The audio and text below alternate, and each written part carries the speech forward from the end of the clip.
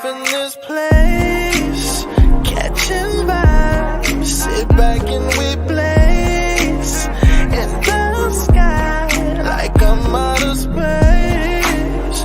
Natural high, light it up, light it up, light it up, light it up, light it up.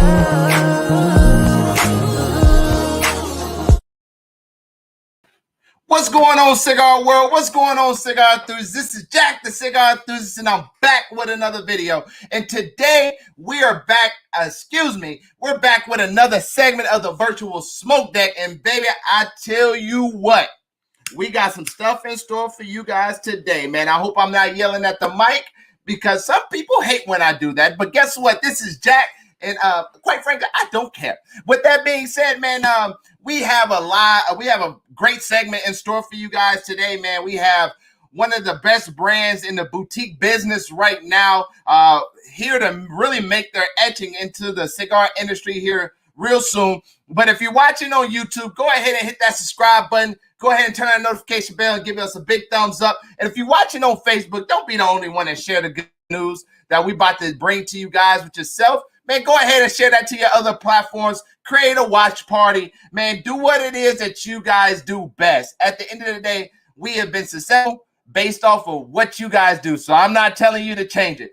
Hey, if you don't know, one thing about the virtual smoke deck, man, make sure you go ahead and get into that comment box. Tell us what's up. Tell us, hey, tell us whatever it is that you want to do, because we're going to display that right here for not only our guest of honor, but everybody to see, man. Man, without further ado, this is a hard segment to come on to, right?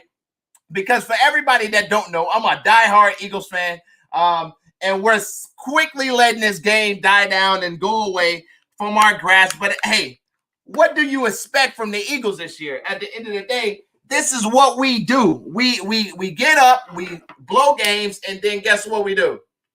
Go home and talk about, well, let's figure it out again for next week. Hey, I love it, but at the end of the day, that's not a great game plan. We need to figure it out. Today, man, we smoking on a Southern Draw, Jacob's Ladder Toro, man. And with that being said, man, our guest today is no other than one of the most genuine guys I think I've been following in the boutique business for a while. And a lot of people be like, well, Jack, why you keep saying, boutique and, yada, yada, yada, right? I'm going to let our guest of honor kind of, break that down for you guys. But, man, what we do, what the type of cigars that he has, man, is just freaking phenomenal. And it's really should be in the premium cigar category, up there with very notable brands. And I'm sure it will. But without further ado, let's introduce our guest, Robert Holt from Southern Draw Cigars. How you doing, good sir? Man, I'm doing well. I'm honored to be on the virtual smoke deck tonight. And virtually, in reality, it's 32 degrees. I'm in a snowstorm. I'm in a little pop-up tent. Maybe I'm the first guy on the show sitting in a little igloo so we could spend the Sunday evening together. Hey, you know what? I appreciate that. That right there is called dedication. That's called dedication to the max. Could you imagine if I was sitting in my RV, not smoking a cigar and trying to have this show? It's not possible. We can't do it. I had to get outside, had to improvise, and I appreciate the intro too. Beautiful work. If that's your videos that you got on the intro, man, you got some mad skills on those videos. Hey, man, I appreciate it. A lot of hard work, a lot of messing up.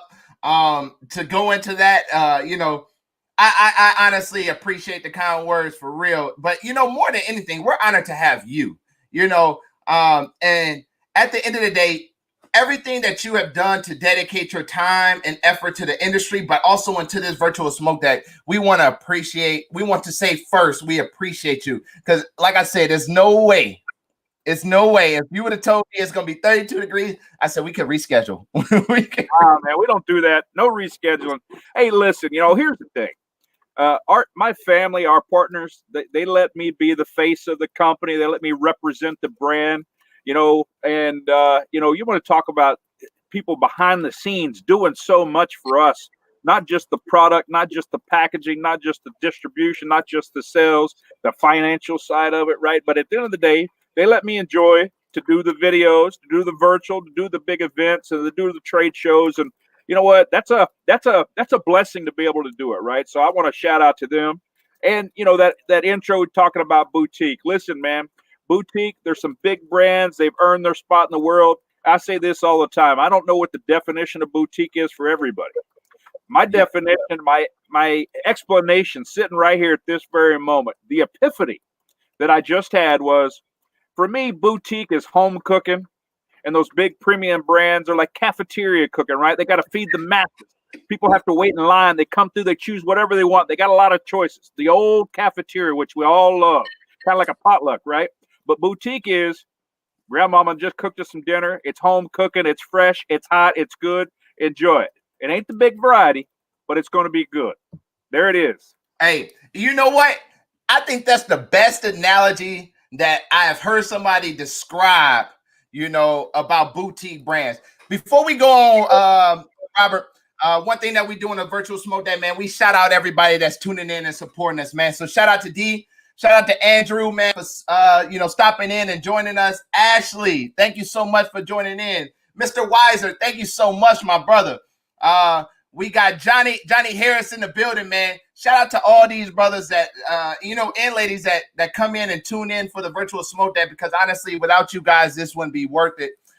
It wouldn't even be a thing. So shout out to you guys. And you know, Robert, without further ado, man, you know, like you said, you know, boutique brands is like, you know, the southern cooking, which makes sense because we're talking about Southern Draw, right? So That's right.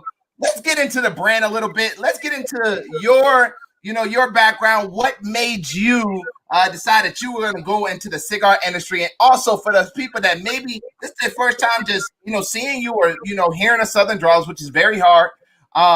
Let's give them a little, you know, introduction to Southern Draw, introduction into you, and then why Southern Draw? Right. Well, I appreciate it. You know, as we enter a new year, 2021, I was reminded by the boss lady, and I appreciate the shout out on the Rose of Sharon. Speaking of the boss lady, that obviously the Rose of Sharon is named for my wife Sharon that runs this company, you know. But we'll get into that in a little bit. But she reminded me that, you know, 8 years ago we made our first cigars, and 7 years ago we made a commitment that this was full-time mission for the family. It's all we were going to do.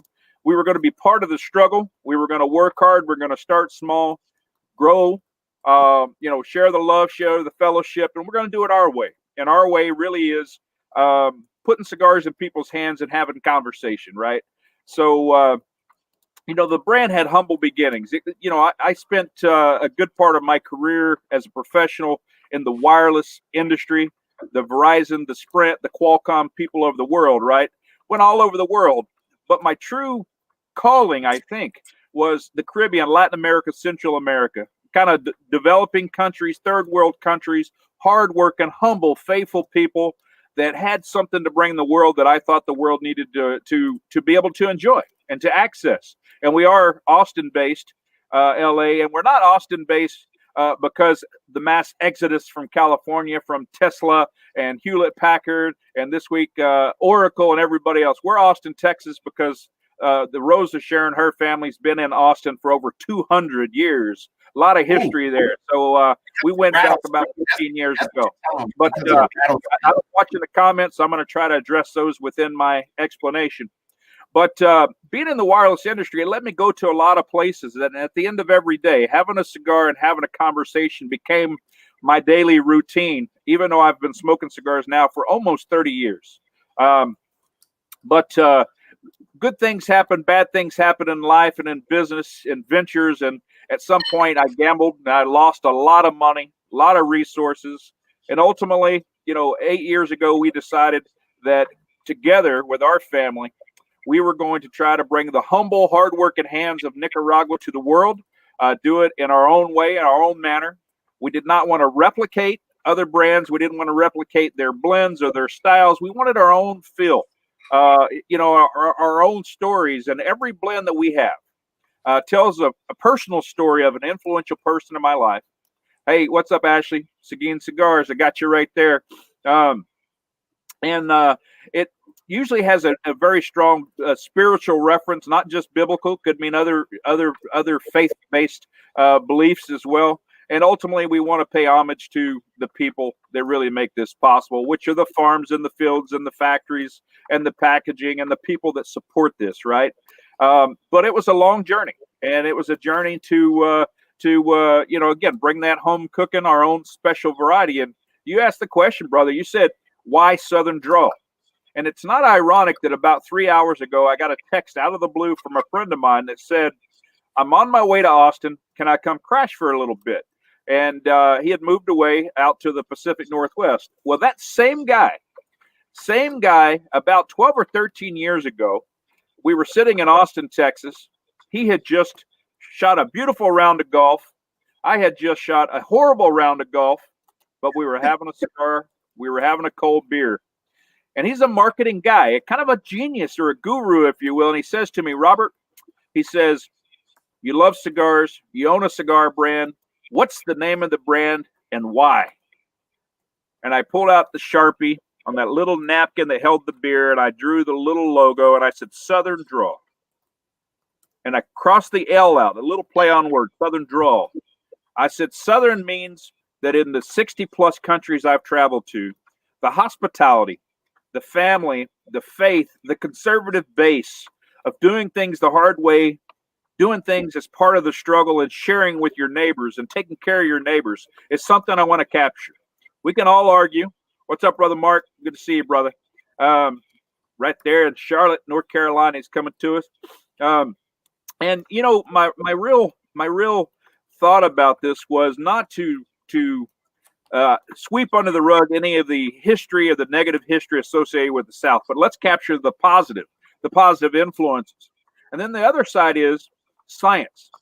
If we've smoked cigars for a day, a year, or 50 years, we realize that the biggest problem that most of us have with the experience of a cigar is if it doesn't draw, if it's a little tight, if it's a little dry, if it doesn't burn, if it doesn't hold an ash, if it doesn't, if it doesn't burn straight, right?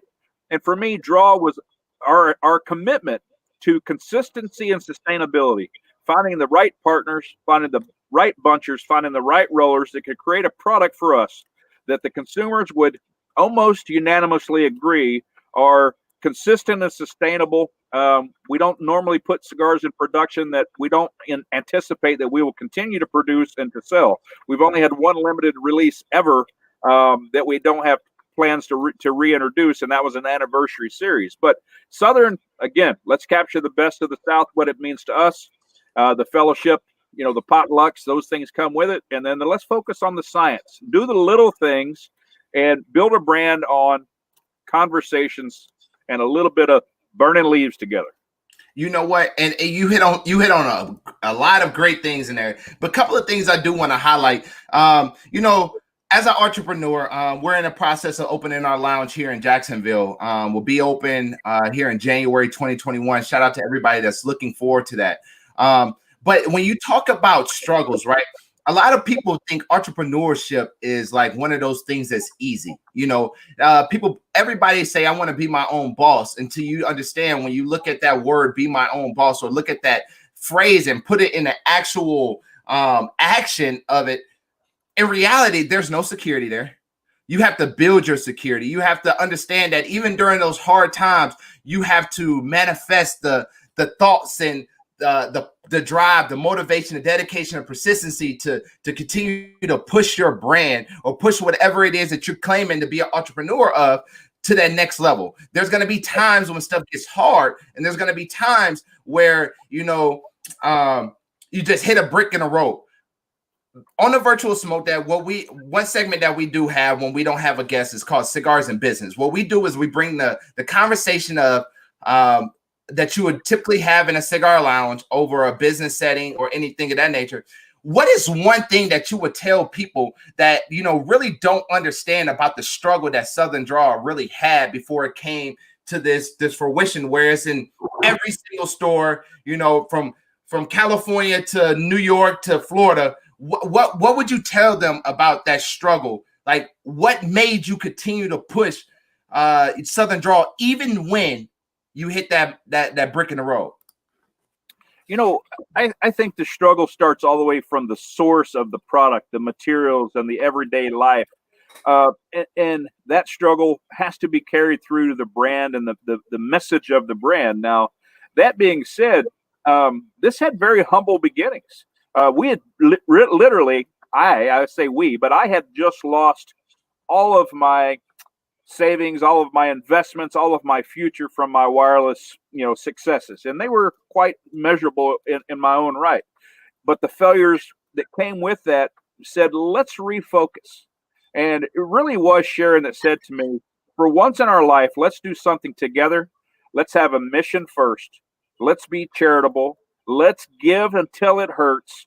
And at that moment, Robert, you'll become the guy that you can be. And coming from a very, not poor, but a very tough upbringing where we had lots of kids, little to, we didn't have any luxuries really. We ate, we struggled. We all had a hustle, we all worked.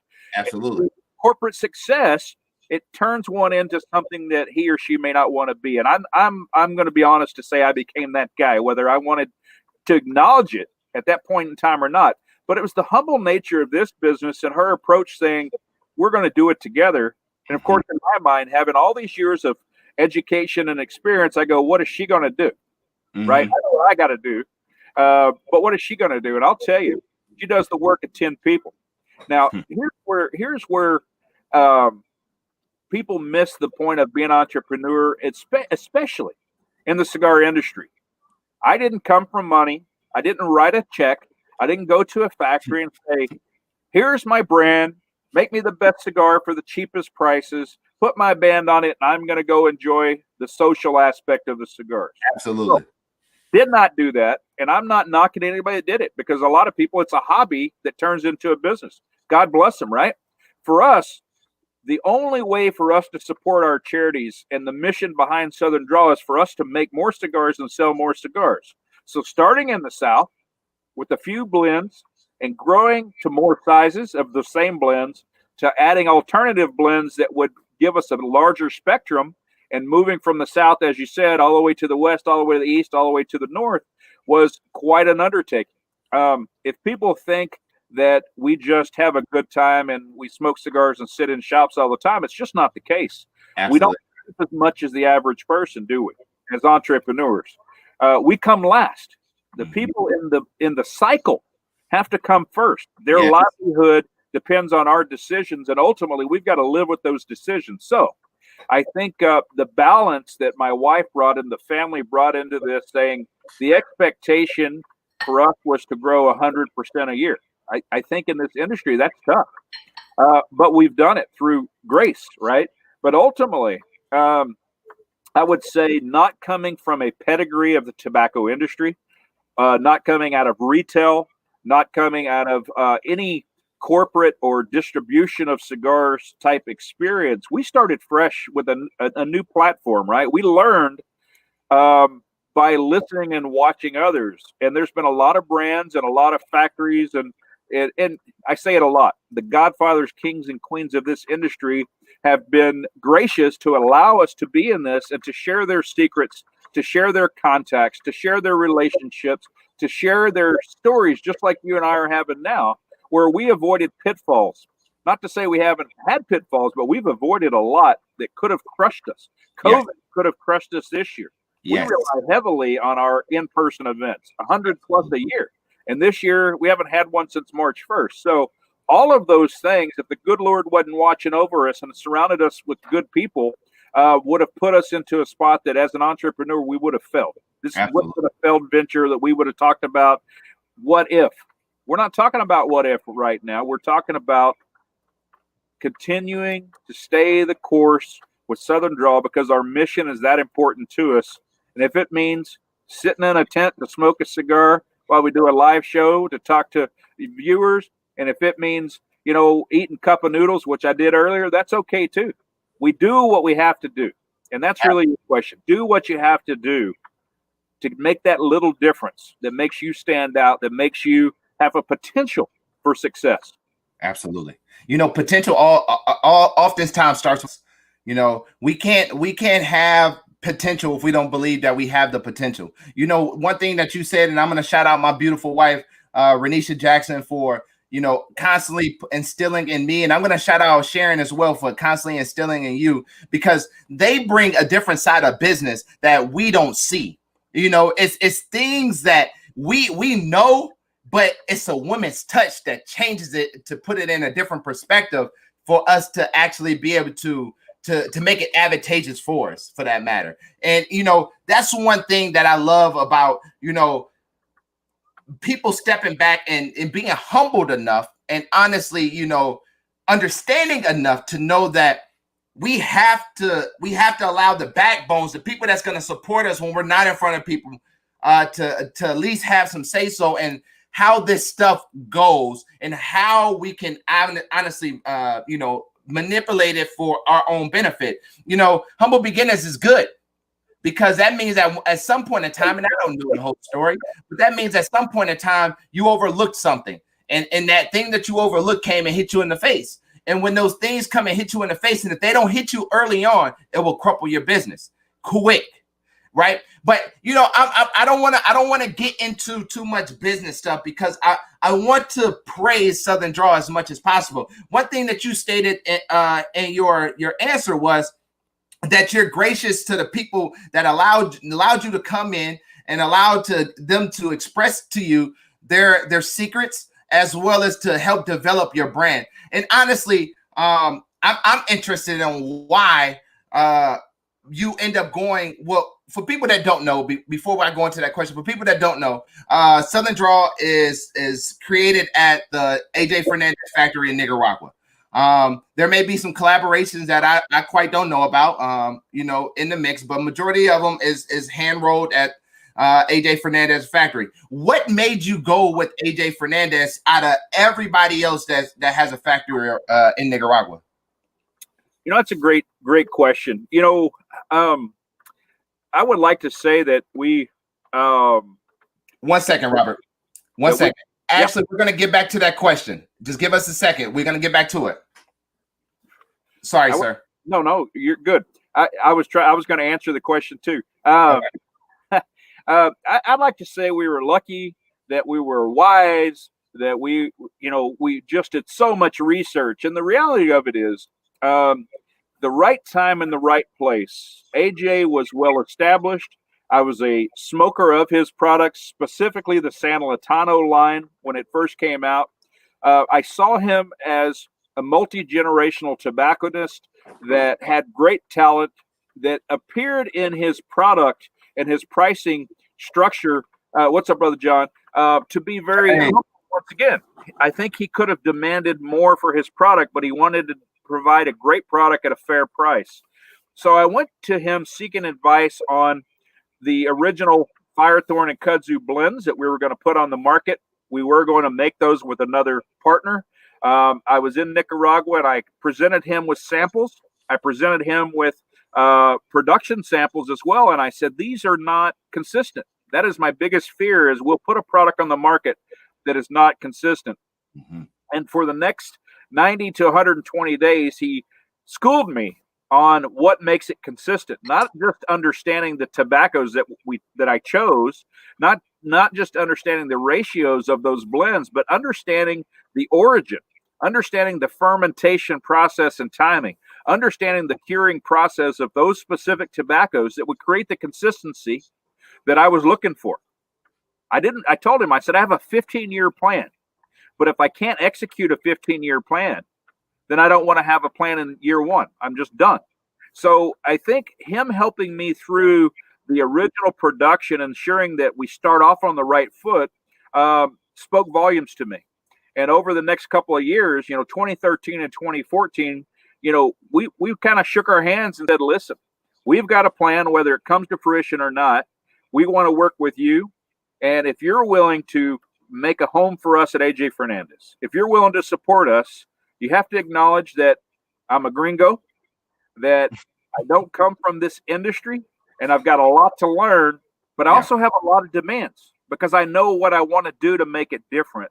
And if you're willing to put up with my demands and my checks clear the bank, will you be my partner? And it just turned into a phenomenal relationship that I think he takes as much pride in what we do as he does for himself or his own brands. And obviously he's grown exponentially in the last 7 years. I can say that we could have chose a lot of partners, but not one of those partners would have been able to fulfill the first 7, almost 8 years of our 15-year plan the way AJ Fernandez Cigar Company's done. Almost flawlessly, even through all of our challenges, financial challenges, logistical challenges, that chance meeting and talking to him about what I wanted to do for the brand and what my initial challenges were, his ability to identify that and to help us through it and to say, listen, if I partner with you, just do me a favor. Don't forget about me when somebody else throws their card out and says, come make a cigar with us, because it'll be real easy for you to do that. Somebody wins Cigar of the Year, gets 5 on the top 25 Cigar of the Year. You're going to want to work with that factory. Don't do it to me. Be loyal. And what do we say in the South? Dance with the one that brung you. Come on. We have been loyal to each other. It's been a great blessing. And I think I would love to give him more credit than he was willing to accept for the success of Southern Draw, because he's been a phenomenal partner for us. And I couldn't honestly think, a lot of people don't understand how well established AJ Fernandez is in Esteli, and just in Nicaragua and the whole entire country. They have fields everywhere.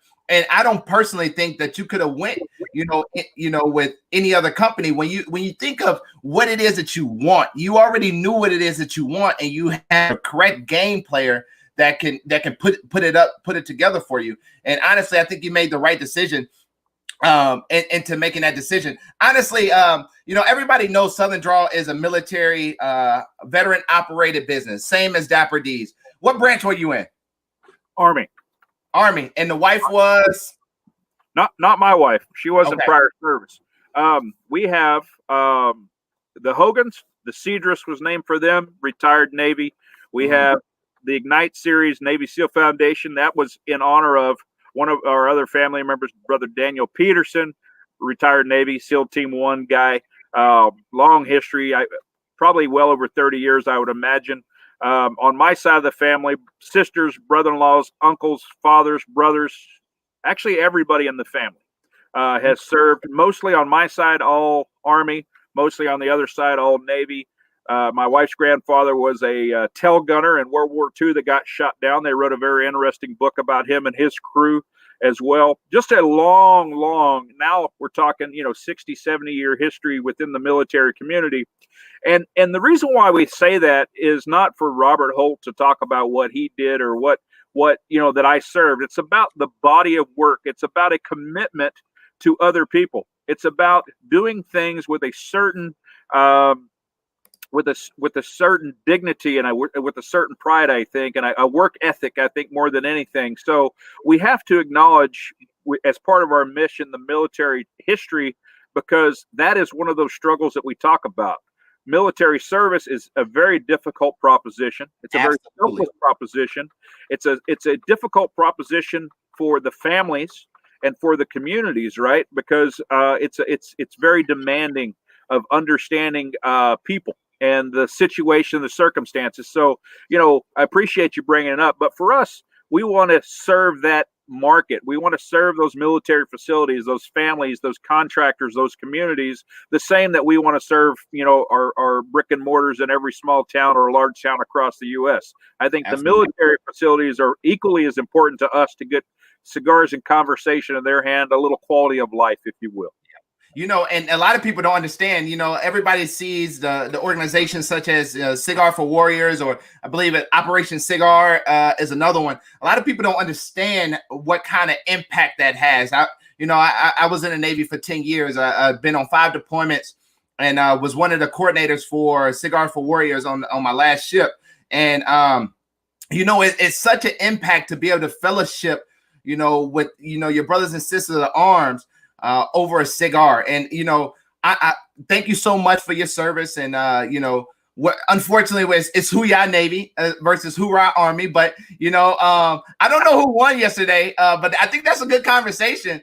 But at the end of the day, that's one of them times, especially during this week. It's just ironic that it just happened that way. That we get to celebrate you. You know what I mean? Thank you for your service. Thank you for everything you did. Kind of switching gears here for a second, and then actually we did not forget about you. We're gonna get back to your question. Switching gears here for a second. What was the cigar that really put y'all on the map from your standpoint? Not from what I thought or what I think. What was the deciding factor that was like the game changer for you guys? Really good question. Thank you. We started with the Kudzu Oscuro box press, the Firethorn Habano Rosado, and then the quick draw line to have a kind of a nice, quick, quintessential, classic small ring gauge, small price. And we were chipping away, man. You know that we were chipping away across the country, making headway. But when we released in the same year the Rose of Sharon and the Jacob's Ladder, we've talked about the Rose of Sharon briefly. The Jacob's Ladder is our son, Ethan Jacob. When we released those two, the trajectory of Southern Draw changed so drastically we almost couldn't keep up. And I think it's because we didn't just introduce two new cigars. We introduced two new personalities, two new characters, two new influential people that just love, that have faith, that have belief in others and want to serve others. So that I think that message that came with the Rose and the Jacobs solidified our mission statement at Southern Draw, and it just took us to a whole nother level. One thing I love about Southern Draw is, I'm a spiritual person, as I know you are as well. Obviously, we don't talk religion and politics and different things of that nature over cigars because of the controversial conversations that come from it. But one thing I love is that you adopted things behind the Bible and stuff like that to bring to your brand. And when you do that, you're instilling a infrastructure that is unbreakable. You're dealing with an infrastructure that not only is backed by faith, but is backed by, great products. And it's just funny that you said something about, the Jacob Ladder and the Rose of Sharon, because in my mind, I was thinking like, I want to know his answer, but I'm going to give him mine as well. And what I thought was the Rose of Sharon. The Rose of Sharon was definitely one of those things that, kind of was the game changer. And I think that's one of those ones that kind of hit my radar, was like, holy smokes. A lot of people was talking about this Rose of Sharon, and I had never had it at that moment. I was like, I need to try it. And then I'm really not a Connecticut type of guy. I'm obviously smoking on a Jacob's Ladder full body cigar. And that Rose of Sharon was still hit you, with a great, it's kind of a mellow, but it still has some medium body notes. Once you get to the second third of that cigar, it's really mellow in the beginning, but as you get progressed into the cigar, it's really a great cigar. And we kind of gonna go into there was, obviously we know Sharon, the name was named, the cigar was named after Sharon, but what did that cigar replicate for you to, not replicate, but kind of replicate to make you want to name it the Rose of Sharon? Great question. Well, I'm going to give you two sets of answers, because the simple answer is this. After 20 years of marriage, I had nothing meaningful to offer her other than the project that I had been working on for years, which was that cigar and that blend. And it was my gift to her for our 20th anniversary, for me not only to acknowledge her, but to share again her character with the world. Now, she is named biblically from the Song of Solomon, the Rose of Sharon, the Lily of the Valley. And if you do your research, I think 2 semesters in Old Testament theology might have been a waste of my time, but something always stuck with me about the Rose of Sharon. The fact that biblically and historically, it is a plant that could be planted in almost any environment, and it would thrive and bring beauty, and it would be very difficult to destroy or to break down.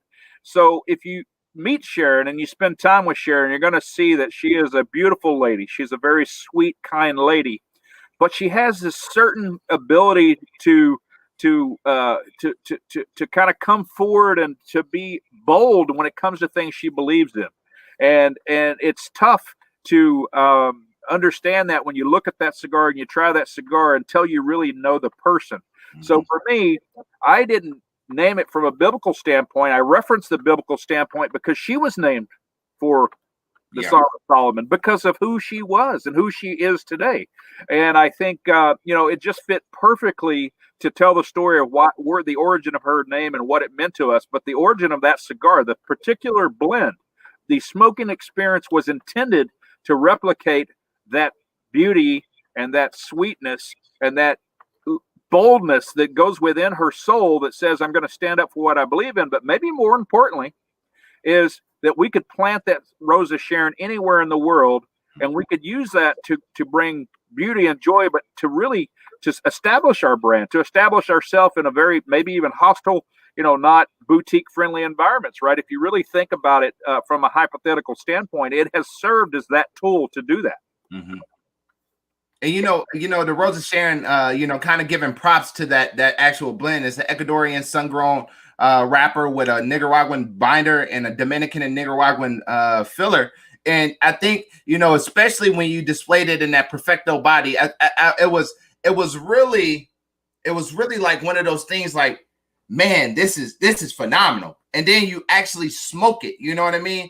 As you said, the background story to the Rose of Sharon and how it actually came about. You've been working on this for some years. You've been really trying to figure out this blend that can, cultivate your wife. And then what better way to put it in those aspects that you did. So great job, man. I mean, honestly, I'm not like I said before, I'm not a Connecticut guy, but I would smoke a Rose of Sharon. You would catch me with that was one of the ones I would smoke for sure.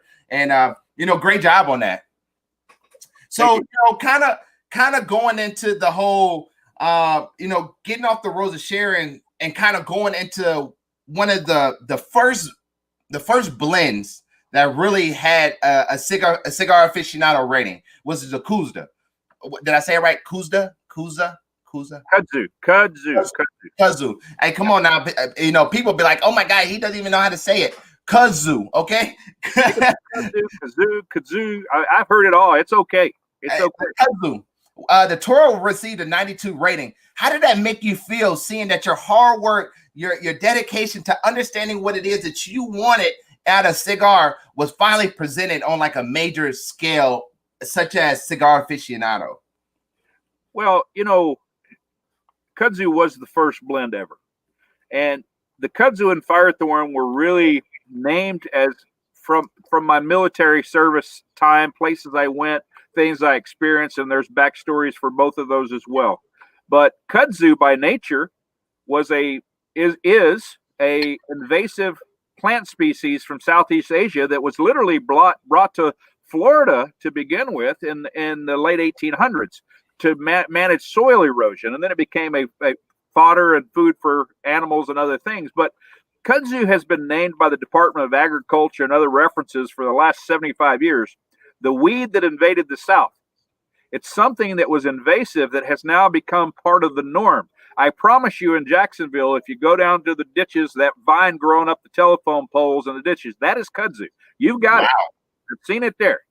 And I've seen it in every state that I've traveled to, in some variety, it's there. Now, we wanted to we'll go into that story another time, but, to have aficionado go back to the original and not choose at the time that they did it a couple of years ago, not do what was the latest and greatest, which was the Rose or the Jacob's Ladder or the Cedrus at that point. They went with the original. And if you remember that issue, they didn't only do the Kudzu, but they did a vertical tasting with 5 or 6 Vitolas, which was extremely high and consistent. And the lustrum, I think, was the 93. But it was good to show that the consistency from a blind tasting review was across all the sizes, even though I intentionally tweaked the blend for the lustrum, for example. So it spoke volumes to us, just like yesterday or the day before, Cigar Journal, which is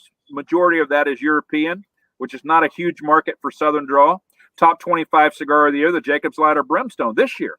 Those things are wonderful. They're great because we aren't that that brand that everybody knows in the international circle. But I've enjoyed the small media members. I've enjoyed all of the Cigar Media Association, both the print side and, of course, the digital side, because they've given us all the love. So I would say this: let's attribute Cigar Aficionado and Cigar Snob and Cigar Journal and Cigar and Spirits. Let's attribute their attention to Southern Draw to the work that was laid out, the groundwork that was laid out by the Cigar Media Association members and the related digital and print media that have supported Southern Draw from day one. Absolutely. How else would they have known about us?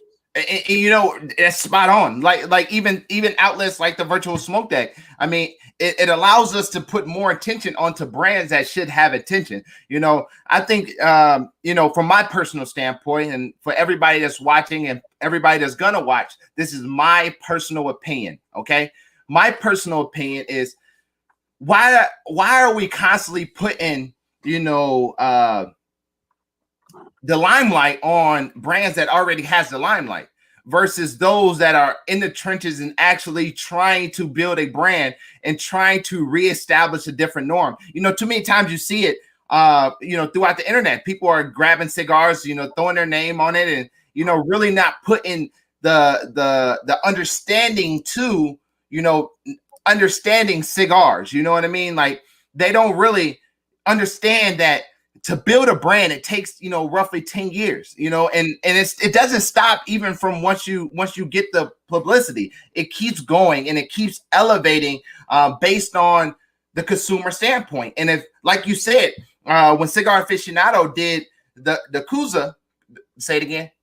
Kudzu, when they did the Kudzu, they kept on, you know, they did a blind tasting on the rest of them. And I think, you know, just based off of my research, I think it was like 89 was the lowest. And like you said, the highest was, I think, 92. But at the end of the day, those are phenomenal ratings, especially when you see ratings on, you know, the same cigar in a different vitola change astronomically. I mean, you can have a Toro in one particular size, and because they didn't tweak the binder filler to wrapper ratio, they go to smoke the Robusto and get, you know, poor ratings, or you smoke a Torpedo and get poor ratings. And you know, it's just funny how it all works. But let's go back to Ashley's question. What was the biggest challenge that you guys faced, and how did you overcome it? Thanks, Ashley, for all the comments and questions. They're all very well thought out. You know, I think our biggest challenge was the fact that we didn't have that pedigree. We didn't have that history within the community. So how do you ask for shelf space when there's so many great products out there? And I think, you know, how did we overcome it? You know, the reality of it is this. We live on the road. We live in shops. We take advantage of every opportunity to be on shows, to be part of the media, to do interviews, because ultimately it's going to be the consumer's decision whether they want to support Southern Draw or not. Absolutely. So, you know, I go back to like 1980. I remember seeing a TV commercial for Puritan cooking oil. And this is at a time that Crisco dominated the cooking market, you know, the Crisco market, right? Yeah. And I remember the commercial saying something like this. He was addressing how they grew and took market share away from Crisco. He said, we did it the old-fashioned way. We earned it. The way to earn it is to give people the opportunity to interact and have a conversation and for them to make an educated decision whether they want to support your brand. So that's the short answer. Make yourself approachable, spend as much time, and never turn down an opportunity to visit a shop, to visit a customer, to take advantage of any media outlet that's going to give you time and their resources, because I don't think people realize what it takes to have a virtual cigar deck. I don't think they understand what it takes to do a review of a cigar. I don't think. It's easy to follow it on social media, but the process is very demanding of time and resource. Now, and that's really it in a nutshell, is that my secret weapon, obviously, was after a few years getting shared on the road so people realize I am not Southern Draw. I am one member of the family of Southern Draw, and yes, I've been elected the face, but I tell you what, the approachability of Sharon has taught people to not say no. People can say no to me all the time. They've done it and they'll continue to do it. It is rare that they tell no to a person that has her character. They do not tell her no. Yeah. And I think letting her be part of this, as much as she's comfortable with being in the limelight, which she's not, she's a very humble and shy lady, but at times she interacts so well with the retailers and consumers that they have to support the brand. They have to. Well, I tell you what, talk about supporting the brand. I would love to have you here in Jacksonville for, a Southern Draw event. And we would make sure we do it as big as we possibly can. And I think Ashley wants to, go ahead and, get a cut and light event going as well. So Ashley, yeah, I think, from a personal standpoint, Robert is a very approachable guy for sure. So I guarantee he wouldn't have a problem doing that. So it's kind of switching gears. I would love to hear more about the Firethorn, but I want to go another route. You came out with something, I think it was this year. Yep, it was this year in conjunction with Cigar International, the Fraternal Order. And I seen, from a perspective, especially from a retail standpoint, Fraternal Order like literally demanded the respect it deserved. You came out with 3 different blends. Part of that, I believe the Barber Pole, it was a couple more that I'll let you expand on. I can't remember them. I remember a lot of things, but certain things I can't. So recently, I think this year, you decided that you were going to go ahead and start allowing that to become a retail, be open to all retailers. What was the move on that, and what really prompted the Fraternal Order blends? Well, a couple of things. Let me start by saying this, that when retailers demonstrate the support of the core brands and the charity lines of Southern Draw cigars, they earn a right. They earn an opportunity to do exclusives, to reach into my bag of tricks, and for us to create something uniquely for them. And we have a lot of small brick and mortar, single shop, family owned stores, and we love them to death. They built this brand for us. But we look at Cigars International also as a retailer. We love the staff. We love the management. We love that they support Southern Draw's core brands, core sizes. And what Cigars International did a few years ago is approach us and said, all this stuff is moving. We can't keep it in stock. We have plans to expand our retail footprint. How about doing something for us that we can put on the counter that's ours, that's our brand? So they own the Fraternal Order brand. And most people know that when they worked in the tri-state area, really focused on that Pennsylvania, New York, New Jersey market, a big amount of their clientele were fraternal brothers and sisters, right? So a lot of policemen, a lot of fire and rescue, a lot of first responders that we define really as that fraternal brotherhood or sisterhood that we have, right?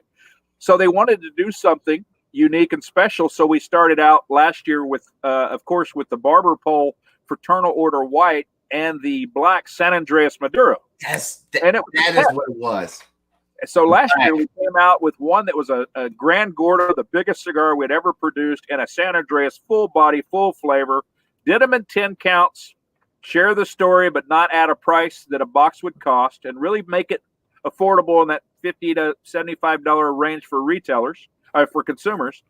And then, of course, for the last year, we added the Fraternal Order Blue, which was my version of a Corojo 99.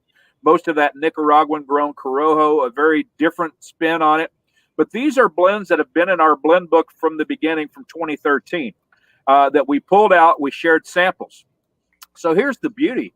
In the 2019 release, the retail store managers and staff went through all the samples I sent them. We smoked them together. We visited a lot, and they provided their feedback to corporate, and we adopted the 2 blends and sizes that they wanted to release. Phenomenal success. They helped choose them, and they sold them. It worked well. Only in the stores. So what happened all year 2019? Complaints that all the consumers of Southern Draw and CI had to go to the store to get them.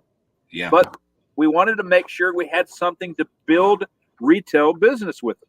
So in 2020, we decided that they added more retail stores, but I think they have such a big distribution channel that what happens when your favorite retail customers in the United States across coast to coast want a product that's only sold at CI retail stores? You open up wholesale distribution for them.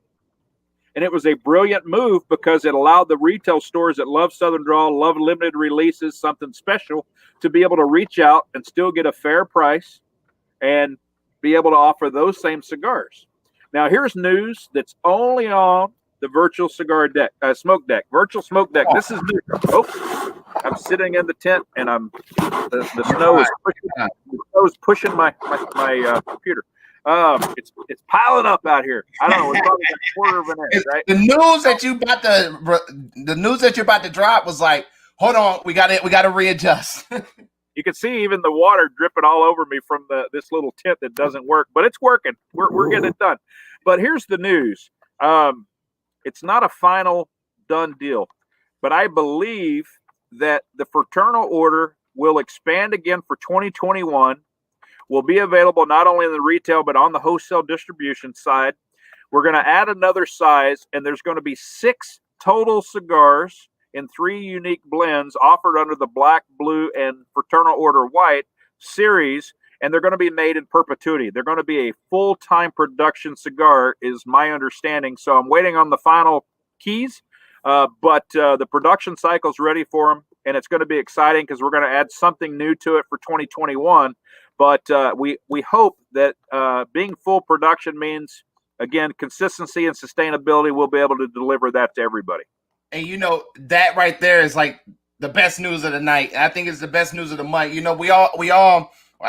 of my questions that I was going to go into was like, what's new? And I think that was like a major Woj bomb just dropped on us. And it's like, look, that's major. And I tell you what, Dapper D's will be selling them. So let me know for sure. Obviously, I know you can't just call up every single retailer. So I'll be following it. And once I hear about it, I'll reach out. Hey, let's get those. Because at the end of the day, I think Southern Draw is whatever Southern Draw is kind of coming out with.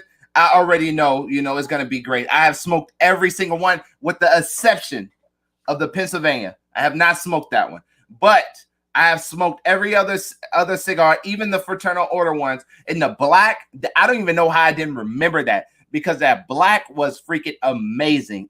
Such a full body cigar that was just, the complexity and the robust flavors that you got out of that was just off the chain. So we'll definitely be a supporter of it. That's one thing that I was looking to achieve out here is like, hey, when can we get those? and they're such a great price point. They established the price point. They went out with a very small margin to share that appreciation for the fraternal entities that they wanted to honor. And I certainly appreciate that. I'm hoping over the next year or so that turns into a full-time charitable project as well. And that takes some doing. They're a big corporate operation, right, when you make decisions. But for us, we want to make sure that it's going to some local charities that would support a firehouse or a state barracks or whatever it may be. It'd be a great addition to that. It'll happen over time, I hope. We released 8 cigars this year, and we waited till the end of the year because we kept hoping that with the travel restrictions and in-person event restrictions that things would get better. They never got better. So we had to put them out. But, the 3 fraternal order cigars, we did a famous exclusive Desert Rose Toro. We did the Desert Rose Lonsdale. We did the Jacob's Ladder Un Presidente Grand Corona, the 948. We did a 5x58 triple Lajero Jacob's Ladder for Cigar Federation. And we have one more that's coming out. We're going to announce it on the 19th of December. It's a new core blend. It's exciting. It's special. All the things that any brand owner would say. It truly is those things. Something we've worked on for many years. It's going to be a kind of a change of pace for Southern Draw, but it's going to be brought to market. We're going to share it with all the media with a PR that's coming out here on the 19th. And then soon thereafter, people will know where they can buy that cigar. It's going to be a limited release for December, but 2021 is going to bring 3 sizes and literally 250,000 cigar production that we're going to release next year. But we do have one more trick up our sleeves for 2020. So a lot of people say 2020 has been a bad year, and it's like it's only been a bad year if you didn't utilize it. You didn't take this time to self-reflect. So mark your dates. December 19th, Southern Draw will be releasing the press of when they will be releasing this special cigar. Where can people go to look, follow that? Is it all, social media outlets, Cigar Journal? Like, where can they go to get this press release? We will send it to every single media outlet that has interacted and supported with Southern Draw. So whoever their favorite or two favorite digital media, Cigar Media Association, cigar print ad, print magazine, we're going to send it to everybody on the 19th. And then we're going to book as many Zooms, as many StreamYards, as many live shows as people want to do, because it's a very special approach of how we're doing it. The retailers, we did not select, they selected us. And we're proud that we have a good mix of very small shops from small town Alabama to big town Pennsylvania to Arizona. We've got a very broad market to bring this first release out. So I'm hoping by the 19th, when the PR comes out across all the media platforms, as well as all the Southern Draw social media, that consumers will be able to go that day and begin buying those cigars. Yeah, and so let me know. I would definitely share it on my platforms as well. And Johnny, you kind of got into my next thing. I know we're running into our hour. Do you have a little bit more time, Robert? Yes, sir. Okay, perfect. So the last thing I kind of wanted to dive into was the 300 Hands kind of charitable event that you're doing, the 300 Hands blends that you came out with. What really inspired them, and what made you actually, kind of signify? I'm not going to take too much from you, but what made you signify, putting that on a grand scale? Because I think that's a lot of people, especially for people that are cigar connoisseurs, don't understand. You know what I mean? What made you kind of put that out there and say, this is what Southern Draw is going to do? Well, I'm going to do this and answer Johnny's question at the same time. Okay. Johnny, we just put $500,000 worth of 300 Hands in the warehouse for distribution. So we are not stopping the 300 Hands. None of the blends, none of the sizes are going away as of right now. So we've got it. As far as the quick draw packs, we do have a variety of quick draw packs. If the retailers ask for it, there's not a cigar that we make that cannot be put into the draw packs, whether it's a 2 count, 3 count, 4 count, 5 count, or 6 count. As a matter of fact, Johnny, et al., we have just added a new 7.5 draw pack, which will handle the new Lanceros and the double Corona. So we now have the option to make custom draw packs of all the longer Vitolas as well. So that's that side. Back to 300 Hands. We spent the first 6 years building Southern Draw as a brand, trying to get it not maybe to be a household name, but to understand the mission and the vision of the company and the brands. I think we did a great job. Again, we had that collaborating with all the media outlets and all the retailers and all the management and all the consumers that shared us every day. What we had not done to that point is share the story of the people that did the work. We shared our story. We shared personal stories. We shared professional stories. But for those 5 years, every time I was in Nicaragua, literally every couple of months, I would do a minimum of 5 interviews. I would go to the fields and the farms and the factories and the quality control room, the logistics companies. I would go to the local restaurants. I would go to the local, businesses, pharmacies, whatever. And I wanted to see what it took in a community that supported the growth of tobacco and the production of premium cigars. And what I found was, it's great. I know your name. I know whether you're in the cigar tobacco industry. I know how many kids and family members you have, how many generations you've been in this. I know what your favorite, sports and hobbies are. But it got down to this, brother. He said they used to tell me, nobody ever asks us what our challenges are until you put that in your interview. And they were very open with us. These are the challenges of living here in Nicaragua, whether it's a health or an education or it's income levels, whether it's fertility levels, how many children we have, how do we feed them, what's next for them. We're working very hard, but what's their future like? What are our grandkids' future like? So in doing those interviews, I discussed with them, I said, what if we used the cigar vehicle to tell your story? And we referenced it many times. It takes, in our cigars, it takes approximately 300 hands from the seed to the cigar. Some industry experts say it's 200, 250, 400. Well, we walk the trail through the process of making a Southern Draw cigar. It's 300 on average. So 300 hands, 300 manos, is a reference to all those hands that had to participate. So think about that. If you're going to be consistent, you're going to be sustainable, how good do these people have to be at what they do? Get 300 separate hands to touch this resource, and you still have a consistent cigar in the end. You want to talk about amazing. It doesn't take 300 hands to build your house, to build your car, to do anything anymore. Everything's automated. This world is automated, except for home cooking and cigars. Yeah. And I'll tell you what, I wanted nothing more than to tell their story that they gave me the authority to tell the story of. Not only that, we let them choose the size of cigars within the blends to reflect the classic Cuban vitolas, the classic Latin sizes that they would smoke throughout a given day if they had the luxury of smoking cigars every day. Most people in this industry don't get to smoke them all day unless they're in production quality control, right?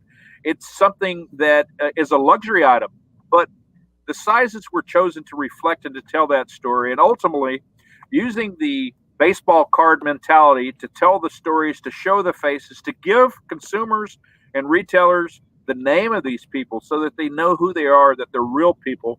They have a real job. They have a real contribution, but they also have some real challenges that I think we need to be mindful of. So we turn that into a charity so that that value line cigar is now a charity line cigar where proceeds from every cigar, it's a humble amount, it's 25 to 50 cents depending on the cigar, gets to go back to the people that shared their interview. Not just a charity, not just a 501c3, but where they can come to me honestly and say, listen, the lady across the street has cancer. She needs extra care. These children need uniforms for school. They need after school snacks. We need a place to worship. We need food so that the kids will come on Sunday so they can have juice and a snack while they listen to the word. Anything that we can do to support the community, to make it a little better, to subsidize their own incomes and their own hustles, if you will, is important. And 300 hands has been perfect. This year, it has struggled because we don't just send cash. It's typically Sharon and I going to Nicaragua, performing the work together. Mario, Freddie, everybody at the factories helped us out. Don Elsa in quality control has helped us out to help vet out legitimate needs within the community. And nobody, here's the beauty of it. This is for everybody watching, listening, that's going to come back later. Here's the beauty of 300 hands. Not one person in Nicaragua that heard about this project and the charitable aspect has ever asked us for anything. They've only come to me with needs of their communities, of their neighbors, of their friends, people in their church community. Never once could they say, what's in it for me? And I'll tell you what, if you go back to your childhood and you go back to your church community or your temple community or your synagogue community, you're going to find that that's what used to happen back then. We used to take care of our neighbors and our neighbors would take care of us. Yep. We got to get back to being a community and sharing each other's burdens as much as we share each other's successes. That's 300 hands. Man, I'm actually kind of blown away by your response, because what a lot of people don't understand is like, this is a $1 billion organization, not organization, but industry, billions of dollars. And it's like for you guys, not being a major company, but to take on that burden, to not even a burden, but that initiative to make a stance, in a community that is, I think, 50% impoverished. You know what I mean? Like how a lot of people eat there is based off of cigars, working in factories like that. Those are the dream jobs for a lot of those people, because that is what they see growing up. And it's crazy for you to, take that, that step back and be like, look, I'm no better than them. And I need to take my brand and use my brand not only to make sure they know that, but also to elevate them. So, kudos to you, man. I'm gonna give you a round of applause for that, because at the end of the day, like that is exactly what we need in today's society. With so much stuff going on and so many people just kind of worried about themselves, to take that initiative and just kind of put it on the center stone of them, man. That's great. When I read the story about 300 Hands, I was like, man, I need to ask him about it. I want to know more about it. And obviously, we're in the growth stages, but man, as we develop, that is the type of stuff that we're looking to get into. Those are the type of charitable things that we want to do. Is not only take care of the people in the Jacksonville area, but how can we give back to those people that gives us their hard work day in and day out to be able to enjoy what we're doing now, man. And that's great. I really do appreciate you sharing that story. We kind of already kind of talked about what to expect from Southern Draw Cigars. It's not only on the 19th, but in 2021. But can you give us a little bit more on some things that we can really look forward to in 2021 that is kind of going to raise the eyebrows for a lot of people?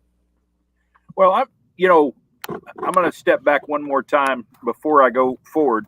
Yes, sir. This industry is a very charitable industry. In the realm of thing, we're not big as an industry, like you said, a billion plus, right? We're not the liquor business, but the people are charitable. And I want to give a shout out to J.C. Newman and company, Bobby and Eric Newman. They taught us how to be charitable with the resources and to make sure that the contributions were going to a place that made a difference in lives. We got to give a shout out to Roma Craft and Nika Sueño and Esteli that really would take every penny of every profit to make sure the families in their factories had not only what they needed, but some things that they wanted, including opportunity for education, advanced education, meaning college and other things. At the end of the day, those things matter. And learning, we had 2 hurricanes in Honduras and Nicaragua in the last month. And I reached out because we have some family that said, ask AJ. We know there's some damage to farms. We know there's damage to people's homes and maybe even loss of entire homes. What can we do? Is there anything we can put together to help?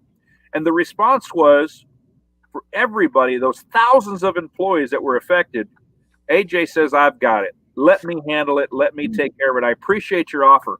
You want to talk about charity? We're small on the scale, but it is our lifeblood. My wife said this day one. Let all things be done with charity. If we want to go to a biblical reference, it's a commandment, it's a direction, and we've got to give it up front, not if we're successful, we give.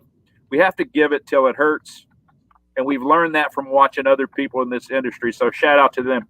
2021, what we're releasing on the 19th is a precursor to the most exciting release blend of Southern Draw's history and existence. It's true blessing in getting the source of these raw materials and the process that we wanted, the refinement. This product that's coming, that'll come out in 3 sizes for 2021, is probably going to be the most exciting release that I'll smoke all year, not just because it's ours, but I know as a consumer that this is something to be excited about. It's something to behold. So that's going to be first and foremost. The Fraternal Order Edition, great. We're doing some things with Smoke In. We're doing some things with Cigar Federation where we'll bring out blends from my blend book in unique sizes. Some of those are going to be blind. Some of those are going to be blind tastings, blind samples, blind subscription products. But we're going to share with the world about 6 or 7 blend profiles that we've never shared before, and we're going to do it through our retail partnerships that have been supporting Southern Draw from day one. Mm-hmm. And I can say this, that next year for us we're going to tone down our own releases, our own new and exciting, to focus more on the production of our core sizes and core products because we don't want to run out. We've had a problem with not having enough product on all the shelves. So instead of growing next year, let's focus on sustaining the retail partnerships we have, fortifying that with plenty of product, and then we'll sprinkle in a couple of exciting things, but most of our exciting things in 2021 will be on behalf of the retail partners themselves. Easy day. That's great to hear. No, we're not going to do that. Well, for as you probably seen in a lot of groups, I made a very controversial video this week in regards to Boveda and seasoned cigars with Boveda, right? Now you have a partnership with the Boveda, and you're one of the brands that actually ships Boveda packs inside your boxes. What is the purpose of that, and what kind of benefit does that serve your brand?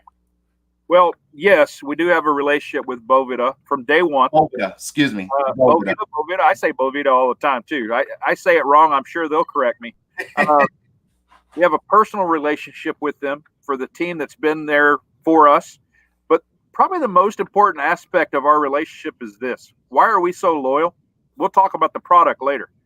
We're loyal because every time we did a charity, Cigars for Warriors, 300 Hands, Ignite, Navy SEAL Foundation, they donated every product we needed to make sure those charitable cigars were received in good condition. So why did we go with it? Our first big distribution was using the draw packs to fulfill the AFES contract, Army Air Force Exchange, to put Southern Draw on the shelves and in the humidors of every military facility, Marine Navy exchanges as well now, which we can get into that. But think about where those cigars were being shipped. Extreme conditions, some extreme heat, some extreme temperature, some extreme humidity, some so dry their humidity doesn't even show up on the scale. So for us to work with Boveda in those early years, to look at every blend and size of our cigar, to look at how many of those cigars we're going to put into a pack or a box, and to ensure that we started by putting the right relative humidity and kept those cigars at the right temperature from the factory, aging room to the package floor, so that when we did deliver those to our retail partners, we knew for a fact they were in optimal smoking condition. And I can say to this day, never once have we had an issue with humidity, not even with the heaviest tobaccos being the Jacob's Ladder, Pennsylvania broadleaf, things that could get too much humidity and then they would smolder and not burn, or the lightest, thinnest. The Firethorn is Habano Rosado, very thin. The Rosa Sharon, the Quick Draw Connecticut, needs different humidity than the broadleaf. But to find the optimal solution for our packaging has worked for us. Now, there was a time that we ran out of Boveda in the factory. They weren't delivered yet, and we had a deadline to meet. And I put cigars in packaging without Boveda, and it was a production of Cedrus.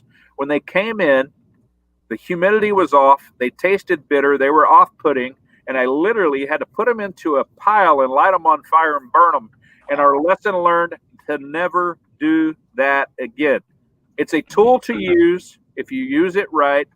You don't just buy it because somebody tells you to buy it. It takes some time to dial in their product for what your intended use is.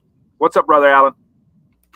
And absolutely, a lot of people thought it was he's trying to attack Boveda. No, that wasn't the case. I honestly even stated I love to use them, for travel purposes, but I feel like there is different ways that you can sustain your humidors without using that style of seasoning. So as you said, spot on. I mean, that is what they're there for. I mean, it's allow that moisture to stay in the box upon delivery to the retail locations. And I believe, that's the perfect way to use them. So to everybody that thought maybe we're going to put it on blast with Robert, and we're going to go over it again on Thursday. For anybody that thought there was an attack on Boveda, that was not the case. The case was, I just think there's other options that you can use for, seasoning your humidor. But, Robert,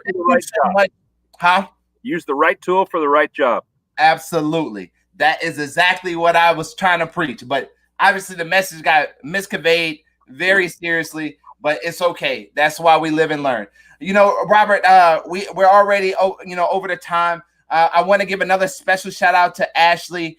She said Cigar Sticks and Lipstick Stains networking group for female entrepreneur is behind both of us, and we appreciate you so much, Ashley, beyond measures. Like that is great things to know, and that is what we're both here to do, is to kind of please the consumers. And I think we did a great job on our segment tonight. Robert, without further ado, we're going to a part of our segment which really wraps it up, right?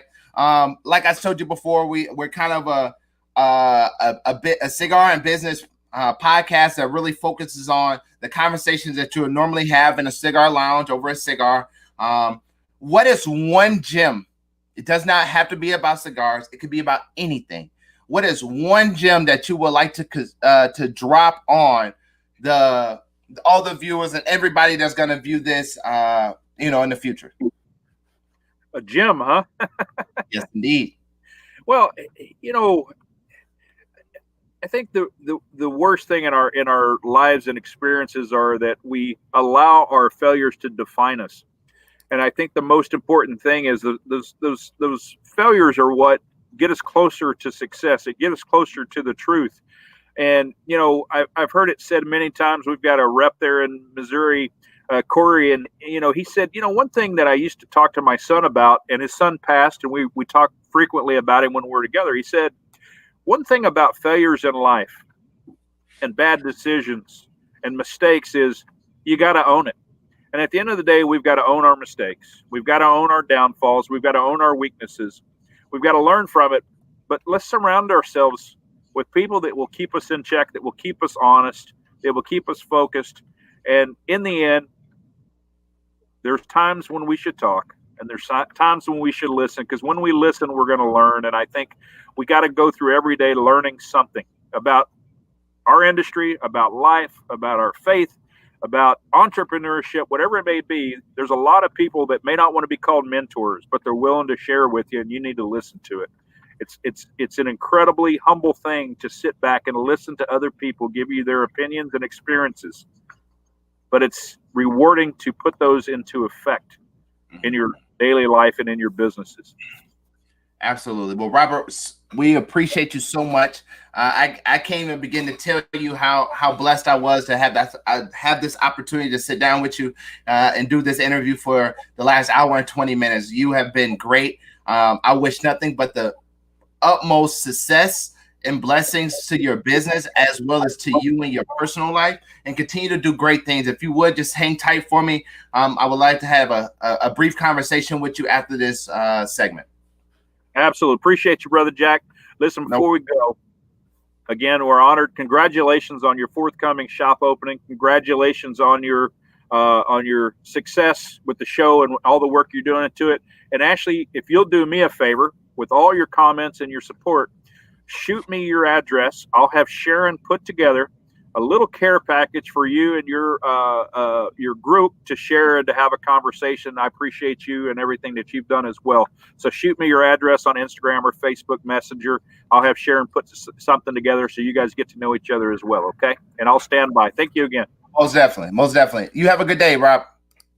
Hey, one thing about the virtual smoke day that I constantly tell people every day, every night, it's all about the bond that you create over the leaf. We are brothers and sisters of the leaf, and we all come from, different walks of life, and you'll never understand the true conversation until you really take the time to learn what really somebody went through. And I think that's one thing that Robert helped me understand. It's like, it can all look like a sparkling glass diamond, or a sparkling glass, piece of whatever, man. Y'all get what I'm saying? It could all look like a diamond on the surface, but it really started at a rough beginning. And, that's one thing that I know a lot of entrepreneurs understand, and a lot of things that people, don't really get to see. And I appreciate so much that Robert took the time to illustrate, his story to us, and all the people that commented and, has something to say that was great on this show was, you guys are the blessing. You guys are amazing.